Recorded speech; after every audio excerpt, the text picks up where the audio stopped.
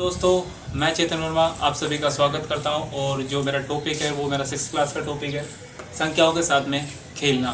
बच्चों, संख्याओं के साथ में खेलना एक बहुत ही सिंपल सा टॉपिक है। इसमें बताता हूं आपको हम क्या पढ़ेंगे। इसमें पढ़ेंगे हम गुणनखंड के बारे में, गुणज के बारे में, अभाज्य संख्याओं के बारे में, भाज्य संख्याओं के बारे में, विभाज्यता के नियम के बारे में पढ़ेंगे। अपन यहाँ पे पढ़ेंगे लैसे पढ़ेंगे और वैसे पढ़ेंगे। तो चलिए शुरू करते हैं। शुरू से मैं आपको बताता हूँ। सबसे पहले मैं बताता हूँ कि गुणनखंड और गुणज क्या होते हैं। तो ये हो गया मेरा गुणनखंड व गुणज। जैसे मैंने कोई संख्या ले ली 4। अब मैं ये देखता हूँ कि ऐसी कौन कौन सी संख्याएं हैं जिनका 4 में पूरा भाग जाता है, जो 4 को पूर्णतः विभाजित करती है। तो चलिए शुरू करते हैं। जैसे मैंने ले लिया 1, मैं देखूंगा इसमें 4 का भाग दूंगा, कितनी बार जाएगा? 4 बार। 1 चौके 4, कितना बचा शेषफल? 0। अगर मैं लूँ 2 का मैं भाग दूंगा, कितनी बार जाएगा? 2 बार। कितना गया? 4। कितना बचा शेषफल? 0। अगर मैं बात करूँ 3 की, तो कितनी बार जाएगा? 1 बार। शेषफल कितना बचा? 1। ये पूर्णतः विभाजित नहीं हो रही है। पूर्णतः विभाजित का मतलब होता है पूरा भाग जाना चाहिए। और ये है मेरा 4, कितनी बार जाएगा? 1 बार। 4 एकम 4, कितना शेषफल हो गया? 0। तो जो संख्याएं पूर्णतः विभाजित है वो कौन कौन सी है? जैसे ये हो गया मेरा 1। मैं 4 को ऐसे लिख सकता हूँ क्या?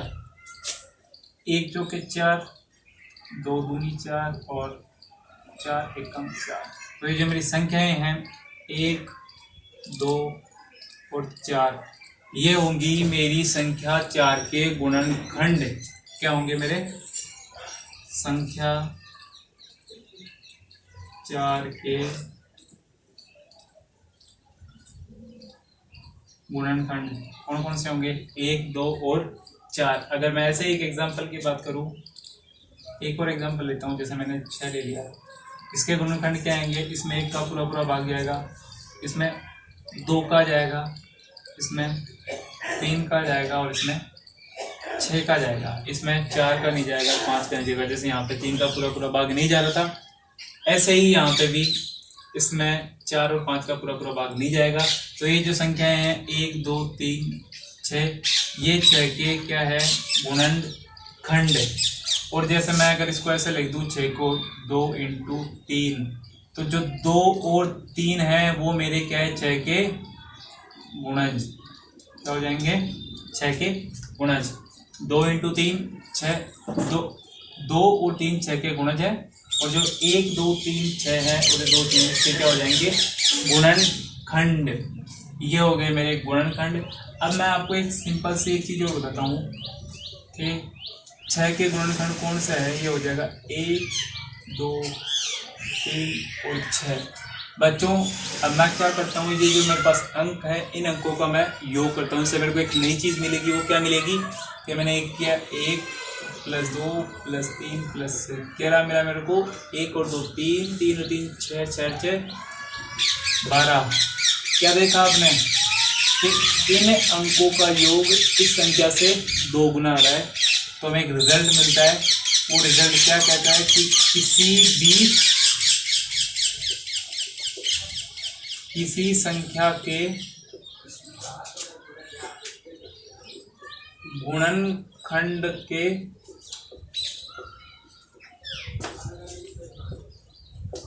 अंकों का योग उस संख्या का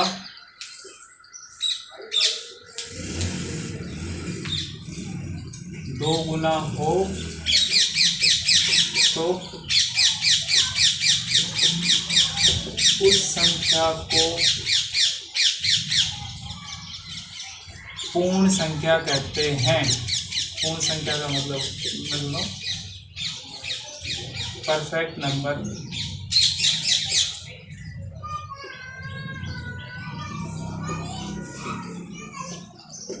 योग की एक रिजल्ट मिलता है क्या कि जैसे 6 के गुणनखंड किए मैंने 1 2 3 6 इनका योग करता हूँ तो संख्या का 2 गुना आता है। तो ये जो 6 है इसको मैं बोलता हूँ मेरा पूर्ण संख्या। एक चीज़ होता है जैसे 28 के गुणनखंड क्या होते हैं? 1 होता है, 2 होता है, 4 होता है, 7 होता है, 14 होता है और 28 होता है। इन अंकों का योग करो आपको इसका 2 गुना मिलेगा क्योंकि एक पूर्ण संख्या है। तो ये जगह 1 + 2 + 4 + 7 + 14 + 18 सॉरी 28 क्या हो जाएगा मेरा? 2 और 1 3, 3 और 4 7, 7 और 7 14, 14 जोड़ा 28, 28 28 56 क्या 56 28 का 2 गुना होता है? हाँ 28 का 2 गुना होता है। ये मेरी क्या हो जाएगी? एक पूर्ण संख्या, संपूर्ण संख्या। अब मैं आपको गुणनखंड के कुछ नियम बताता हूँ। कुछ नियम ये होते हैं कि जिस भी संख्या का मैं गुणनखंड करता हूँ वो जितने भी उसके गुणनखंड होंगे वो हमेशा उस संख्या से या तो छोटे होंगे या उस संख्या के बराबर होंगे, कभी भी उस संख्या से बड़े नहीं होंगे। और जो एक है वो हर एक संख्या का गुणनखंड होता है। और ऐसे ही बहुत सारे नियम होते हैं। तो अब मैं आपसे बात करता हूँ सम संख्याओं और विषम संख्याओं के बारे में। बताता हूँ आपको सम संख्या और विषम संख्याएं क्या होती है। सम संख्या क्या होती है? सम संख्याएं वो संख्याएं होती है जो 2 से पूर्णतः विभाजित हो या जिन संख्याओं के इकाई के स्थान पर 0 2 4 6 8 आए उन संख्याओं को मैं बोलता हूँ सम संख्या। या वही संख्याएं जो 2 से पूर्णतः विभाजित हो वो हमारी सम संख्या कहलाती है। और जो 2 से पूर्णतः विभाजित नहीं हो, जिनके इकाई के स्थान पर ये संख्या नहीं है, इनको क्या बोलता हूँ मैं? विषम संख्या। जैसे ये कैसे हो जाएगी? 1 3 5 7 9 11 इत्यादि ऐसे चलती रहेगी। तो ये होगी मेरी सम संख्याएं, ये होगी मेरी विषम संख्याएं। अब मैं बात करता हूँ अभाज्य संख्या और भाज्य संख्याओं के बारे में। तो चलिए शुरू करते हैं। तो मैं बात करता हूँ अभाज्य संख्याओं और भाज्य संख्याओं के बारे में। भाज्य और अभाज्य संख्याएं क्या होती है? अभाज्य संख्या वो होती है वह संख्या जिसका गुणनखंड या तो 1 हो या वह पूर्ण संख्या हो, उसे हम भाज्य संख्या कहते हैं। जैसे 1 2 3 ये मेरी सभी अभाज्य संख्याएं हैं। और मैं बात करूँ भाज्य संख्याओं के बारे में तो 2 से अधिक अगर गुणनखंड कर सकता हूँ तो मैं उसको बोलूँगा मेरी भाज्य संख्या। जैसे मेरी एग्जांपल लूँ, जैसे मेरी कोई संख्या है 6, इसके गुणनखंड क्या होता है? 6 के गुणनखंड क्या हो गए? 1 2 3 2 से अधिक हो गए तो ये मेरी क्या हो गई? कॉम्पोजिट नंबर, एक भाज्य संख्या। अभाज्य संख्या की बात करता हूँ, जैसे मेरी 5 है, इसका केवल एक ही गुणनखंड होगा 1 और 5, उसके अलावा गुणनखंड नहीं होंगे। या आप सिंपल सा ऐसा बोल सकते हो कि जिन संख्याओं को टुकड़े नहीं किए जा सकते हो उन्हें हम अभाज्य संख्याएं बोलते हैं। ये संख्याएं या तो एक या खुद वह संख्या होती है उसी से पूर्णतः विभाज्य होती है और किसी भी संख्या का भाग नहीं जाता। तो ये होती है मेरी अभाज्य संख्याएं और ये होती है मेरी भाज्य संख्या। अब मैं कुछ आपको नियम बताता हूँ विभाज्यता के नियम।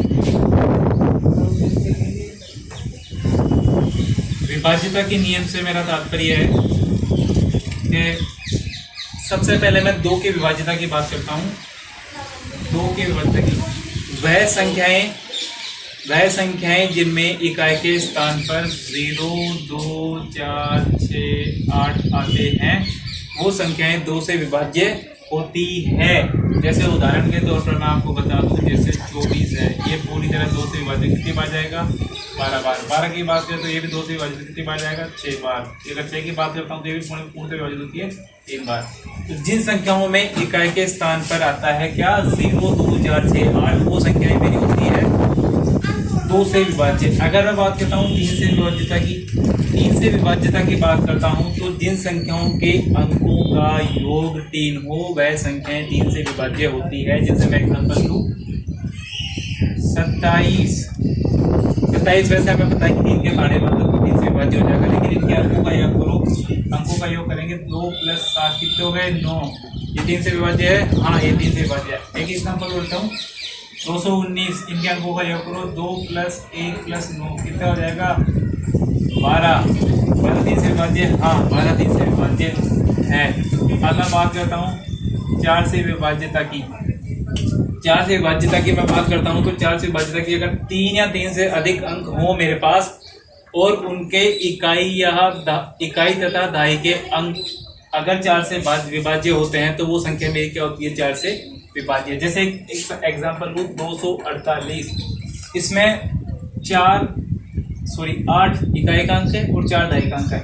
ये दोनों अंक या इस संख्या को इस संख्या मान के ये संख्या 4 से विभाज्य होती है। हाँ, ये संख्या मेरी 4 से विभाज्य है, तो ये पूरी संख्या मेरी 4 से विभाज्य होगी। एक एग्जांपल और लेता हूँ, जैसे ये मेरा 1936, अंतिम 2 अंक 36 है, इकाइकांक 6, दहाइकांक 2 है।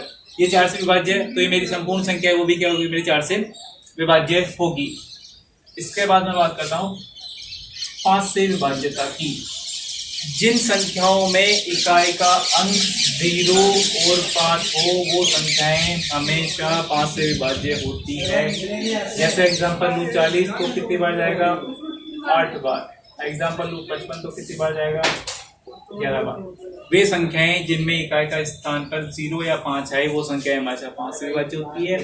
अगर मैं बात करूँ 6 से विभाज्यता की, तो जो संख्याएं 2 व 3 दोनों से विभाज्य हो, जो संख्याएं 2 व 3 दोनों से विभाज्य हो वो संख्याएं 6 से भी विभाज्य होंगी। जैसे 12 2 से भी विभाज्य है और 3 से भी विभाज्य, तो ये संख्या 6 से भी विभाज्य होगी। अब मैं बात करता हूँ 9 से विभाज्य की। यदि संख्याओं के अंकों का योग अगर 9 से विभाज्य है तो वो संख्याएं भी 9 से विभाज्य होगी।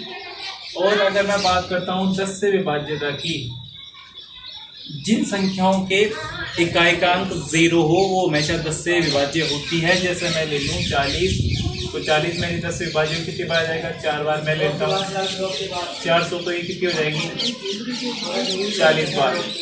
तो ये हो गई मेरी विभाज्यता के नियम।